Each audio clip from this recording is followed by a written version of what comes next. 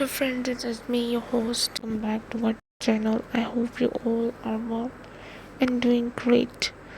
So today I'm back with another video to give review on three books which are all about computing and internet. So the first one which we're going to see today is the Excel, the easiest way to master Microsoft Excel in 7 days. Introduction. Microsoft Excel is one of the most powerful and widely used software tools in the world. For decades, it has been an essential part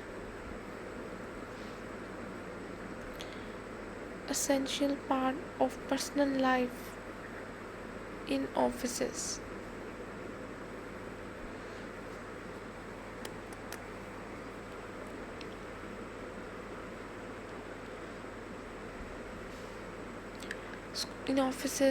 Schools,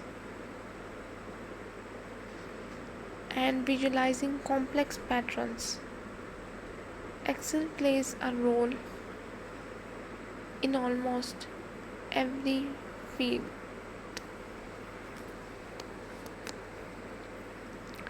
In almost every field,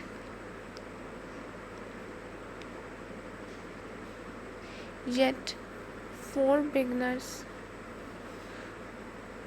Excel often feels overwhelming.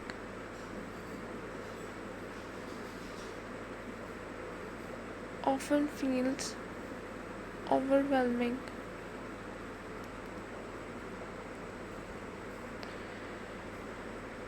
A program filled with endless a program filled with endless menus, mysterious formulas, and intimidating goals.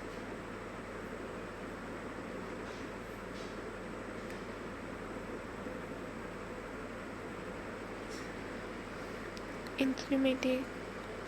The book Excel, the easiest way to master Microsoft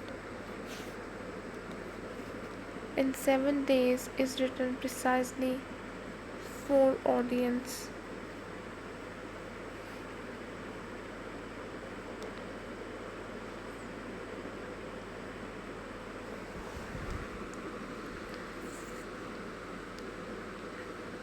individuals who need Excel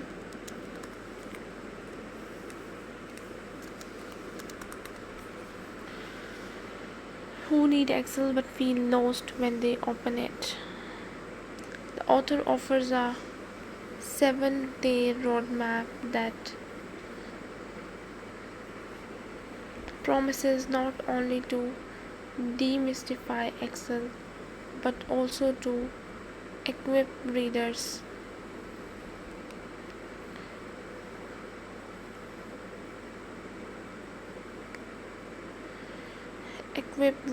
with essential job-ready skills.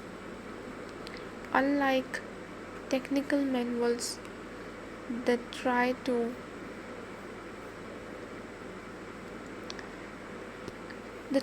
cover everything at once, this book breaks Excel into digestible lessons and organizes them into a 1-week program.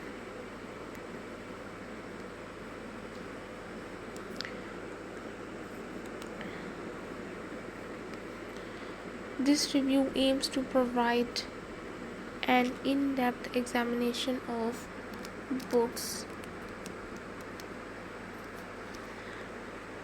structure, teaching style, strengths, weaknesses, and impact on readers.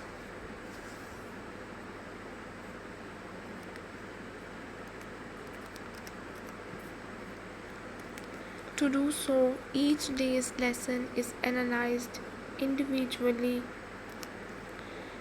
followed by broader reflections on the book's overall effectiveness.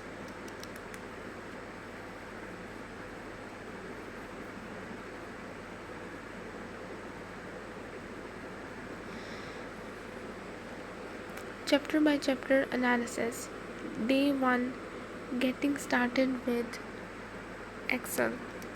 The first day of learning serves as an orientation. For someone unfamiliar with Excel, feel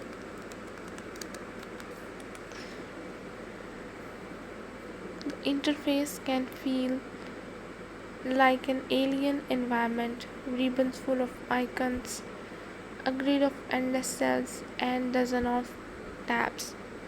The section helps readers become comfortable with basics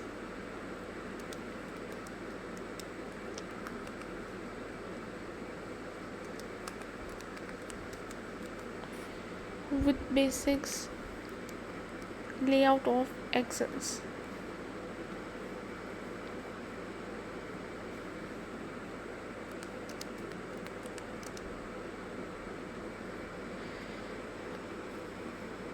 Key lessons include understanding workbooks, worksheets, rows, and columns,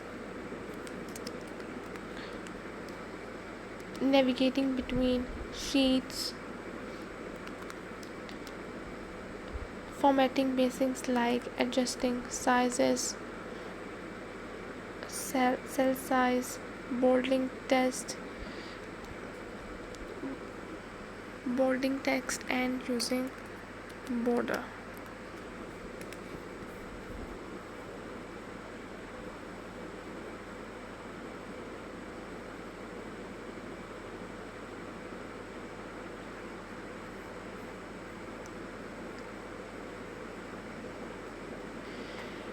By focusing only on these fundamentals, the book prevents early frustration.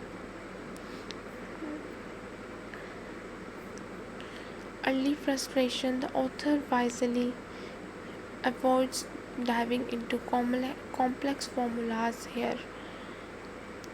Instead of encouraging readers to explore and play with the spreadsheet environment.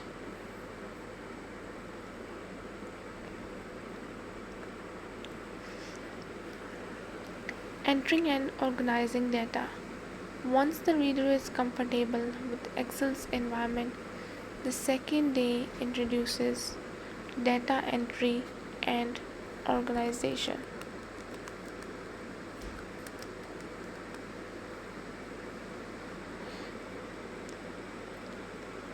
This is one of Excel's most fundamental functions. Key lessons include typing and editing data in cells, using sorting to arrange data alphabetically or numerically,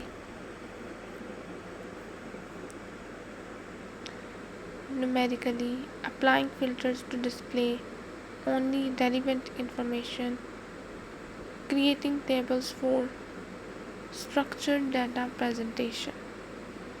Example: the book suggests creating an attendance sheet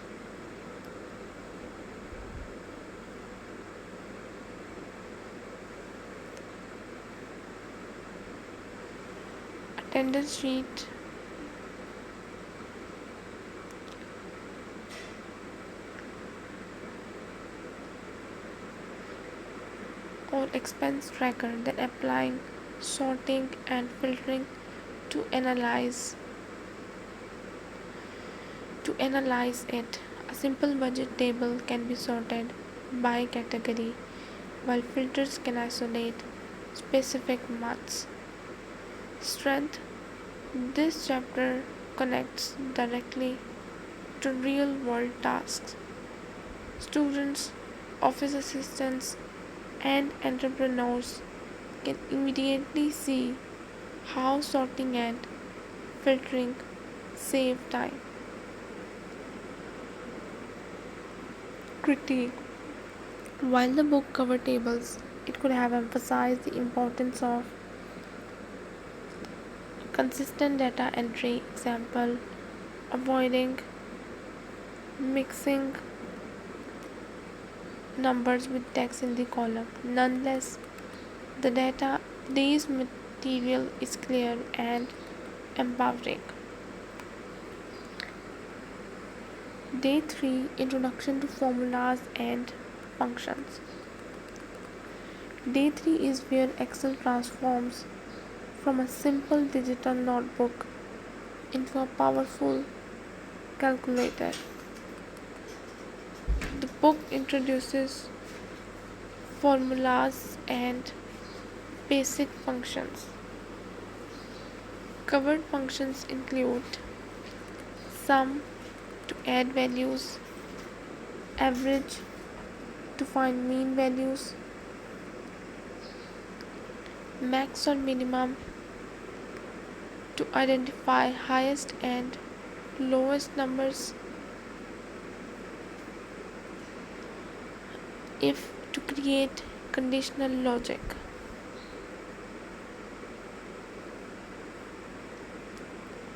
The explanations are practical, not theoretical.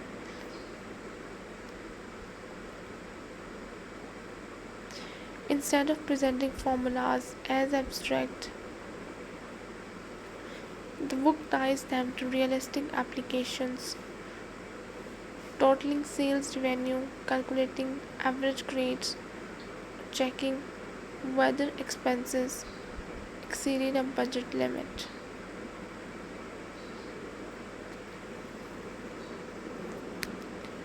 Example, readers might create a sales report where Excel automatically highlights whether a salesperson met a sales target using the if function.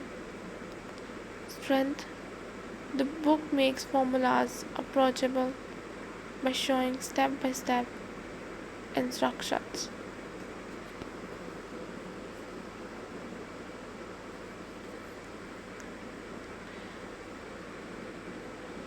Step by step instructions.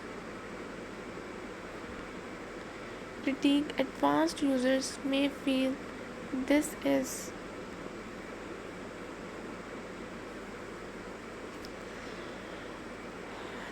too simplistic, however, for true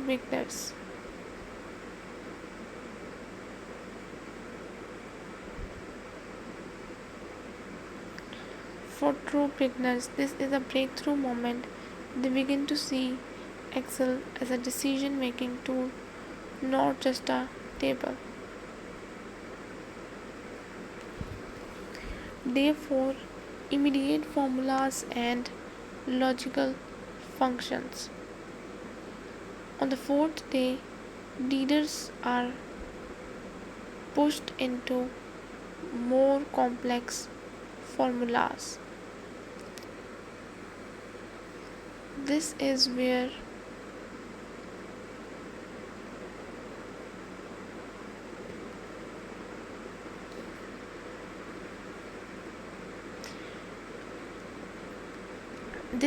many beginners often give up, but the book carefully guides them. Functions introduced include VLOOKUP and HLOOKUP, searching data from large tables, counting values that meet conditions,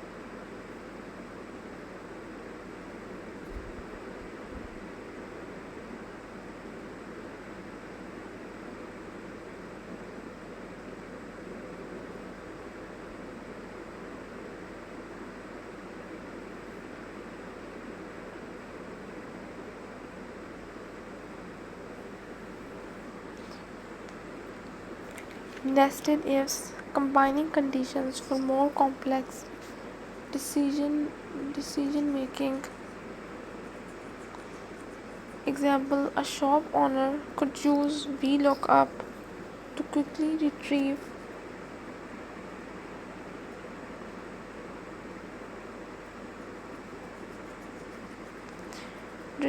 the price of a product from an inventory table. Countif can be used to count how many times a student scored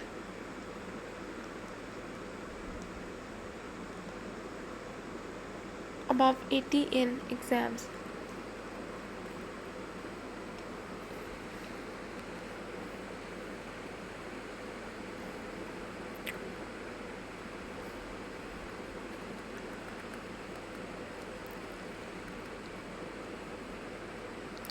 These are practical tools that professionals use daily. By introducing them, the book moves readers from basic tools that professional toward analytical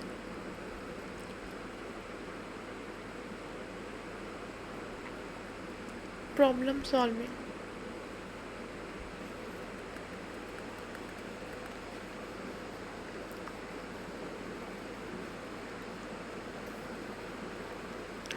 VLOOKUP is introduced without deeper discussion of its limitations, like the importance of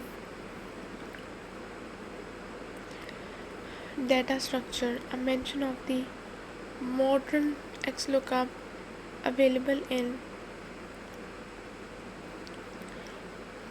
newer Excel versions would have been useful.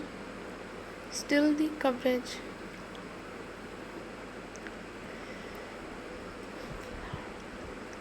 is strong for immediate learners.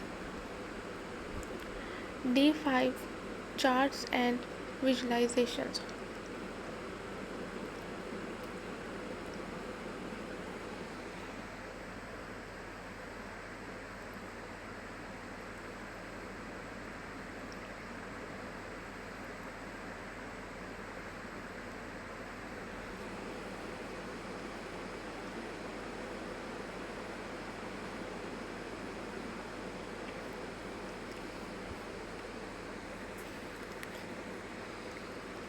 The fifth day shifts focus from numbers to visual storytelling.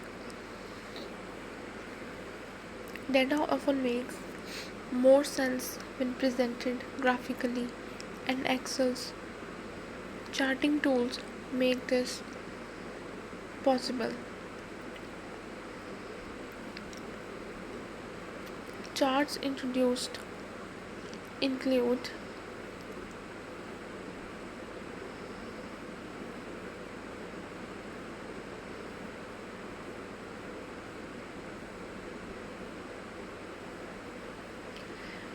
column and bar charts, line graphs for trends, pie charts for proportions, combination charts for comparisons. The book emphasizes when to use each chart type, not just how to create them. Example, a student can create a pie chart of monthly expenses to visually see where most money is spent. A manager can present quarterly sales in a bar chart for a meeting.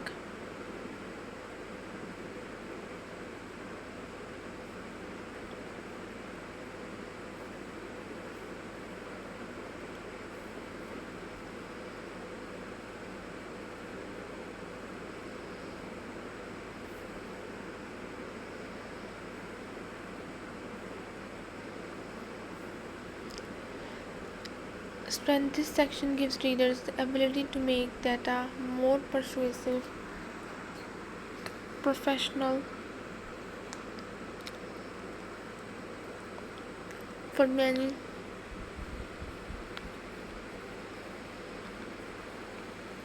Creating chart is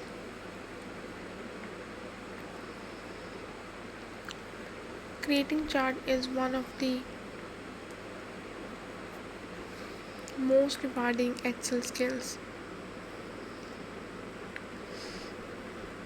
Critique while the explanations are clear, this section would have touched on best practices.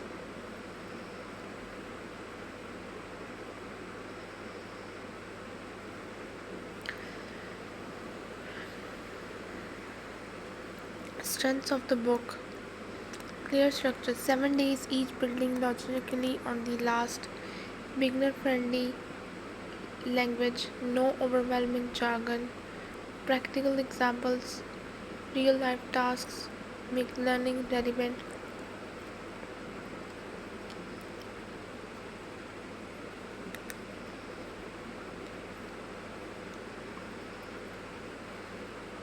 Confidence building, readers feel progress quickly.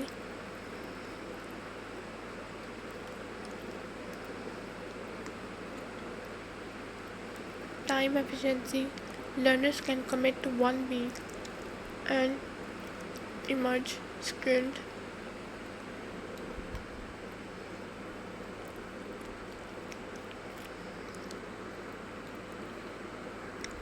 Conclusion: the easiest way to master Microsoft Excel in 7 days succeeds in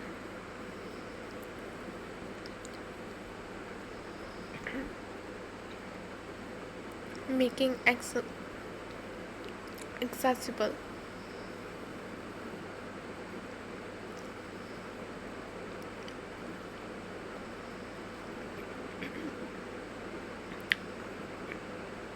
Practical and learnable in a short time frame. It transforms Excel from a confusing program into a tool for problem solving and productivity. While not exhaustive for advanced learners, the book achieves its goal to give beginners the skills and confidence to use Excel effectively.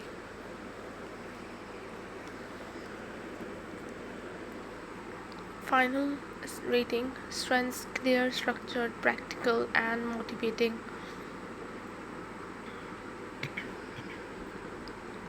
In just 7 days, the book provides a solid foundation, a springboard for lifelong Excel mastery. So, the second book which we're going to see today is the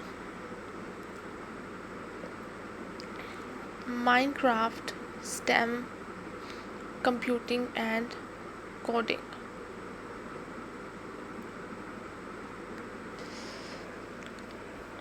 Introduction: in the modern digital landscape, the gap between entertainment and education is rapidly closing. Traditional teaching methods, while effective, often fail to capture the attention of 21st century learners who are immersed in technology,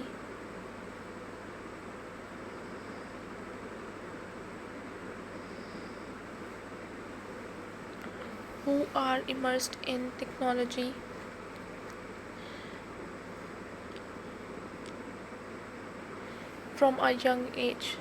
Video games, often criticized as distractions, are now being re examined as powerful platforms for learning, creativity, and innovation. Among these, Minecraft has become a global phenomenon not just as a sandbox game but as a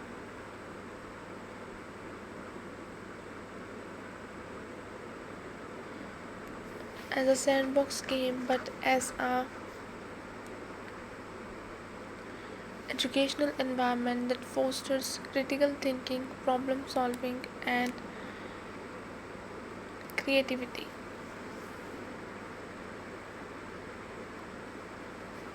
The book Minecraft STEM Computing and Coding is one of the leading attempts to harness this potential. Written to appeal to educators, students, and parents, it introduces readers to the ways Minecraft can be used to explore STEM.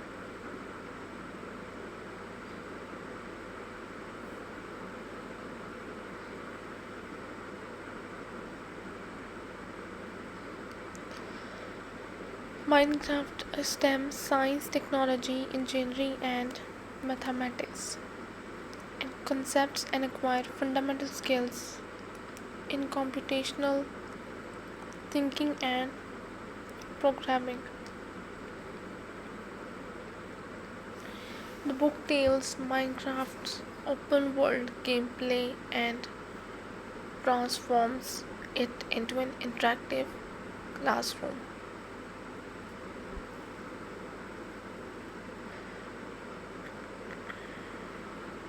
This review provides an extended evaluation of the book, analyzing its structures, style, strengths, weaknesses, and educational values. It will also include a chapter by chapter breakdown of the material, discussions of how the projects apply to real world scenarios,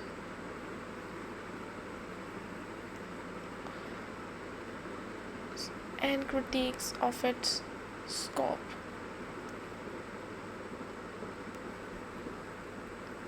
Chapter by chapter analysis. Chapter 1, Minecraft in Education. The opening chapter lays the foundation for the book by answering the essential question: why Minecraft? Here, the author describes how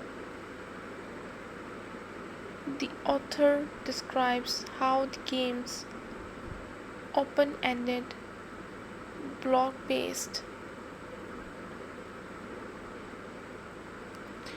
environment is naturally suited for teaching STEM. Unlike traditional educational software, Minecraft does not dictate outcomes but instead empowers learners to experiment, explore, and create.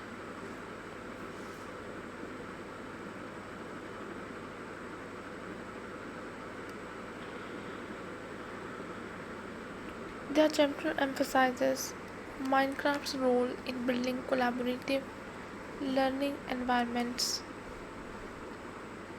its alignment with constructivist teaching theories, where students learn by doing. Case studies where schools have already used Minecraft in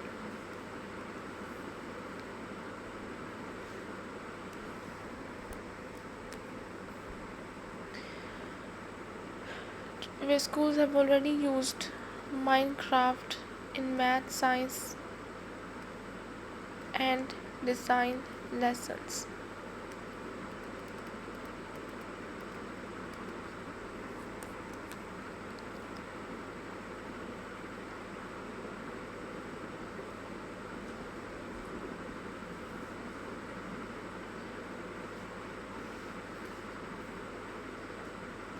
This chapter serves as a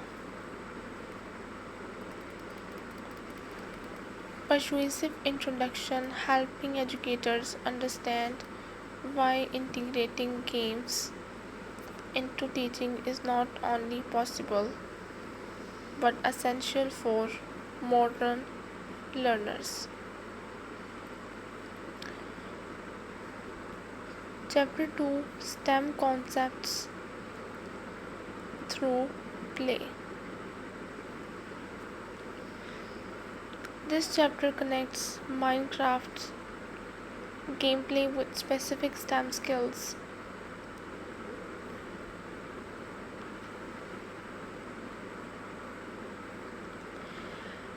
Science. Players stimulate ecosystems, understand food chains, and experiment with renewable energy.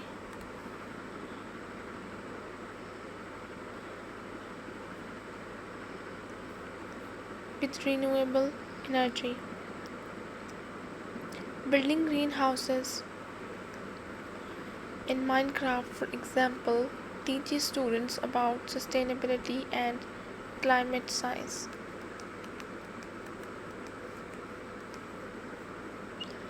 Technology. Redstone's Minecraft's in-game wiring system is presented as a tool to explain electrical engineering and circuitry. Engineering. The design and testing of structures in Minecraft mimic real-world engineering challenges requiring balance, planning, and efficiency. Mathematics. Geometry and ratios become intuitive through building structures, measuring block distances, and designing symmetrical patterns.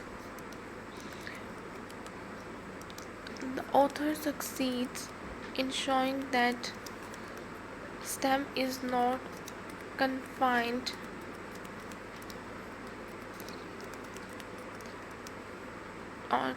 to textbooks but emerges naturally in gameplay. This is where the books begins to truly shines.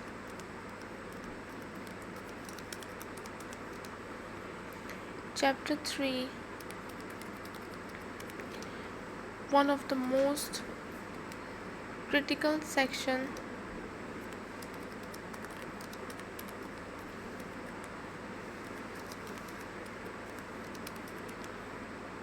this chapter introduces readers to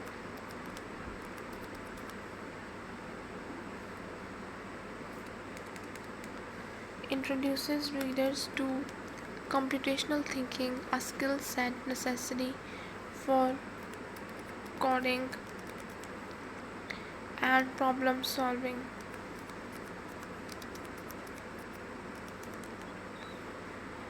It breaks down computational thinking into 4 areas.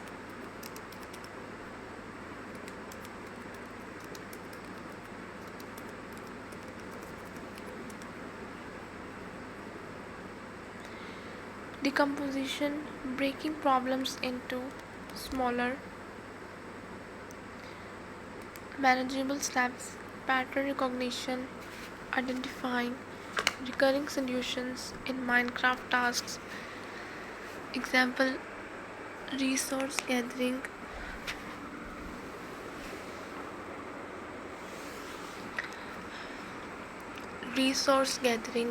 abstraction, focusing on essential details while ignoring distractions. Algorithm design, creating step-by-step solutions such as planning automated farming systems. Chapter 4, Introduction to Coding in Minecraft. This chapter makes a turning point as the book transitions from gameplay to actual programming.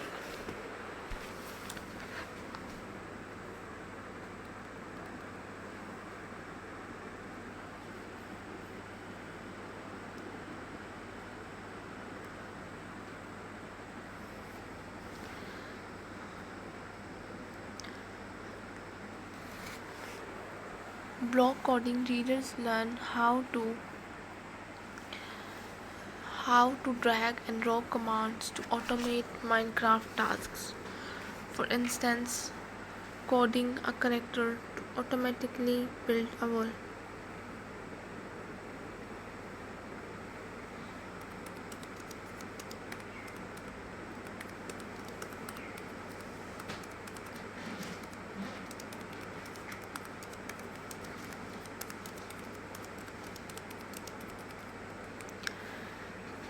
Text-based coding, the book then gradually introduces more advanced languages like Python and Java, showing how scripts can create modes or automate complex in-game processes.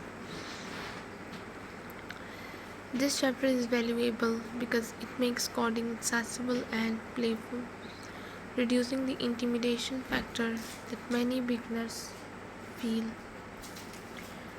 Chapter 5, Real World Applications. Here the book bridges Minecraft activities with real world challenges. Examples include designing a Minecraft city to simulate urban planning, creating sustainable farms to mirror agricultural engineering, building bridges and roller coasters to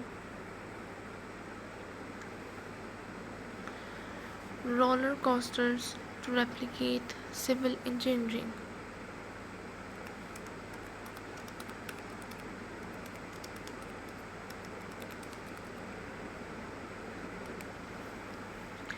This is one of the strongest chapters because it shows that Minecraft is not just a toy but a laboratory for applied knowledge. Educator resources, 6th chapter. Teachers are a central audience for this book. This chapter provides lessons, plans, project guidelines, and classroom activities. The author suggests collaborative group projects such as designing a functional city powered by renewable energy in Minecraft, which reinforces teamwork as well as STEM learning. The presence of ready to use activities makes the book highly practical for educators who want to integrate Minecraft into their classrooms without having to design lessons from scratch. Chapter 7,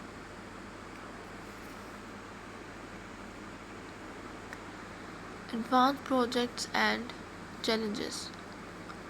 The final chapter introduces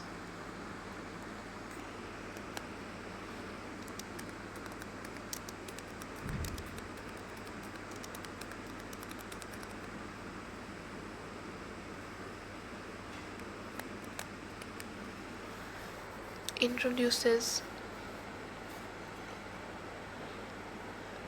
Final chapter pushes learners to go further by integrating external programming, automation, and advanced Minecraft modifications. Examples include creating automated transportation systems, complex redstone based machines, Python coded simulations of environmental systems. While this chapter is less detailed than earlier ones, it serves as an invitation for motivated learners to continue exploring beyond the book. Strengths of the book: bridges play and education, demonstrates that video games can be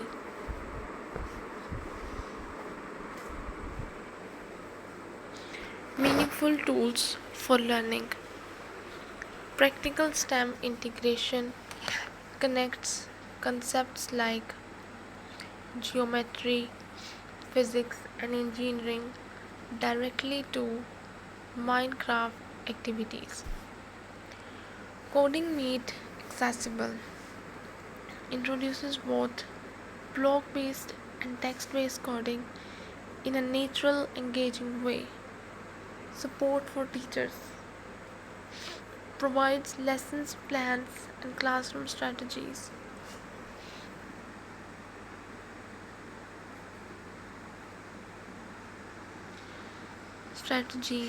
encourages creativity. Open-ended projects promotes problem solving and innovation. Conclusion: Minecraft STEM Computing and Coding is an innovative and practical guide that demonstrates how video games can be powerful educational tools by connecting Minecraft to STEM concepts and programming. The book empowers students to learn problem solving and creativity while having fun. It is especially valuable for educators and parents who want to guide children toward meaningful learning experiences.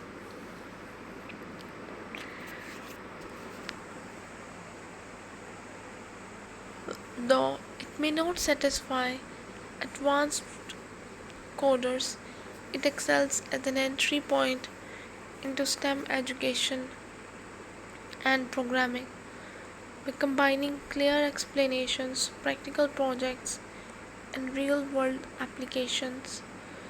The book proves that the future of learning is interactive, playful, and digital. Final verdict: excellent for beginners and educators, engaging, practical, and forward thinking. Limited for advanced learners, but a brilliant foundation for STEM and coding.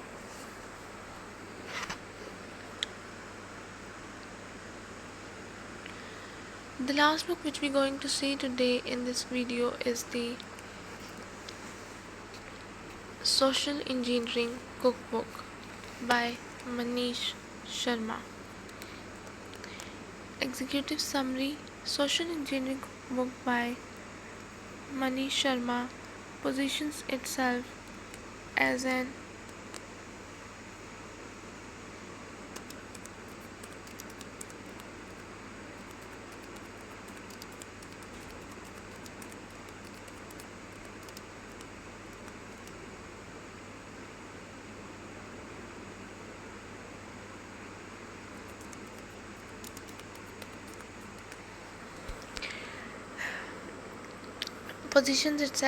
compact recipe-style compendium that combines OSINT, NLP, and human factor security techniques.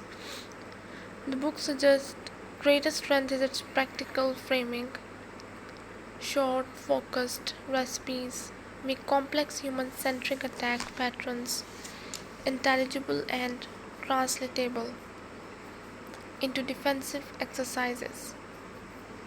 Its greatest trick is dual use, a manual that could be repurposed by malicious actors if operational detail and ethical framing are insufficient. This extended review evaluates the book across 6 axes: structure and pedagogy, how the cookbook format supports learning, technical and conceptual content, what topics are covered and how deeply, ethics and legal context, safeguards and responsible use, defensive value, how security teams are responsibly use the book, limitations and risks, including obsolescence,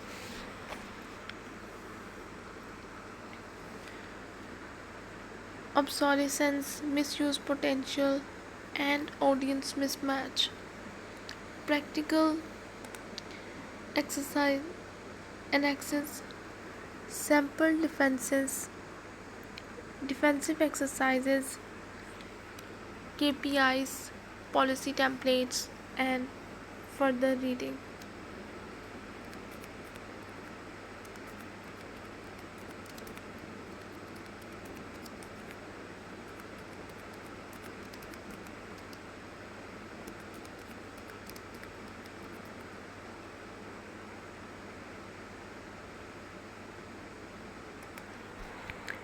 Structure, pedagogy, and rhetorical framing. Cookbook metaphor, pros and cons. Sharma adopts the cookbook metaphor. Each recipe specifies context, required inputs, steps, expected outcomes, and mitigation notes. Pedagogically, this is excellent for adult learners and practitioners. It supports quick reference, scenario planning, and conversion into tabletop exercises. Pros: modularity. Teams can pick relevant recipes and turn them into drills. Actionability: short blocks of contents and easy to translate into training.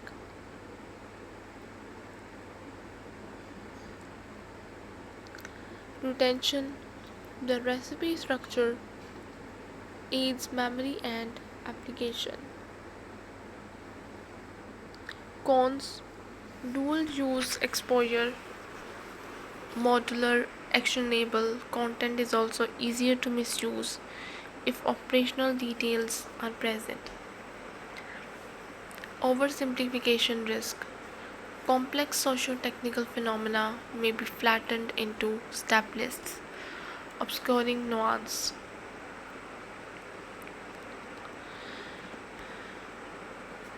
Chapter 2: Technical and Conceptual Content, what the book covers and how well.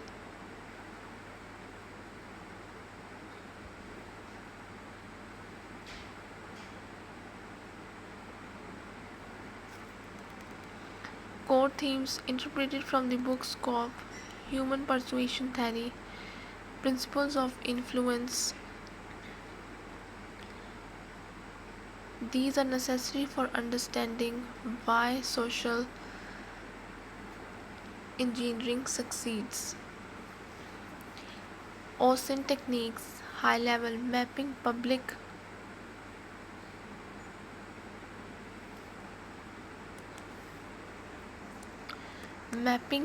digital footprints.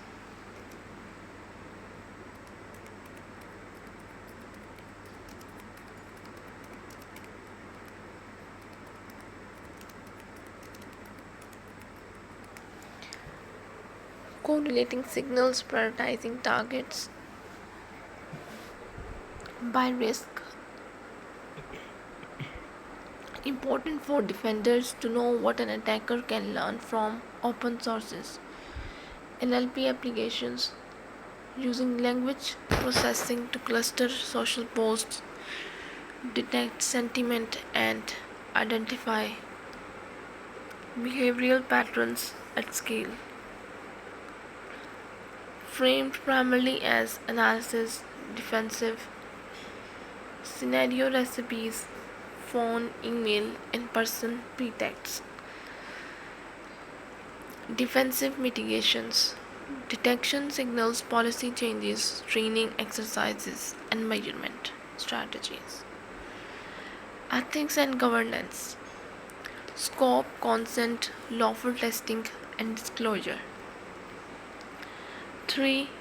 Ethics, legality, and responsible publication. Ethical framing requirements for any edition. A responsible edition must do all the following clearly and early.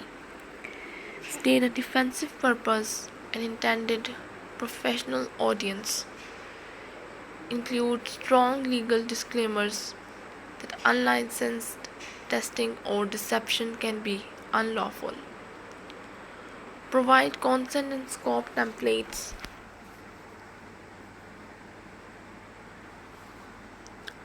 Scope templates.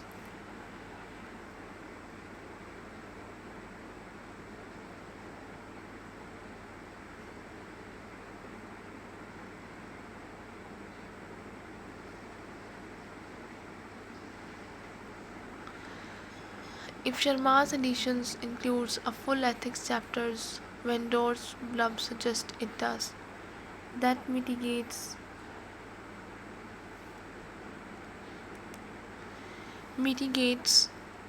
risks, but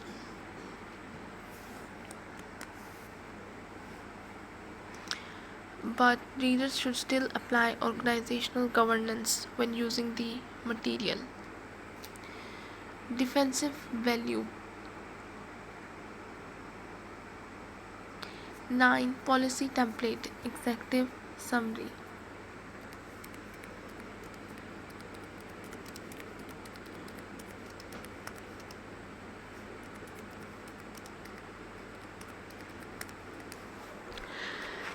Policy authorized human factor testing and awareness exercises. Purpose: improve human resilience to social engineering while protecting employee rights and third parties. Scope: all awareness, phishing, and social engineering tests performed for the organization. Authorization: tests require written approval from CISO plus legal plus HR. Consent: only leadership sign-off is required for original level testing. Targeted simulations on specific individuals require informed consent or HR involvement.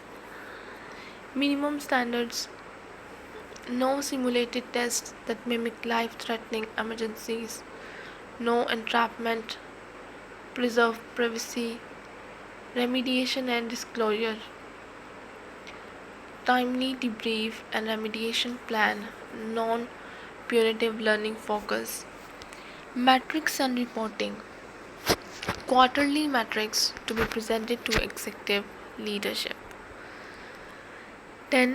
Suggested companion resources and further reading. For defenders and teachers, not for malicious actors. Influence: the psychology of persuasion. Robert Cialdini, Classic on Persuasion Principles. Open source intelligence techniques.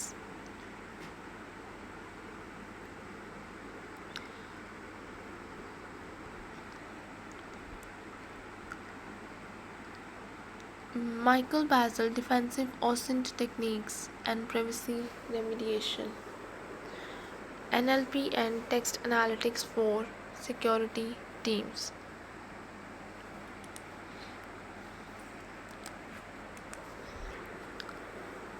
For security teams. Awareness: industry guidance, example NIST, ISO to align testing with governance. Appendix A, checklist for an organization before using the book. Executive sponsorship obtained. Review the edition's ethics chapter. Ensure it meets organizational standards. Create a written testing policy aligned with the policy template above. Select a narrow pilot to test exercise conversion and measure KPIs. Plan post-exercise debrief, remediation, and communications. Keep a living register of public references used in exercises. Remove or redact sensitive data. Appendix B, how to critique a recipe responsibly. Methodology for reviewers. When reading any recipe inside the book, reviewers should ask: is the intent explicitly defensive or offensive?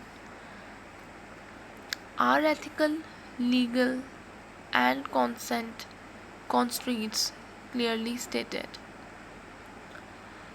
Does the recipe include non-operational indicators that defenders can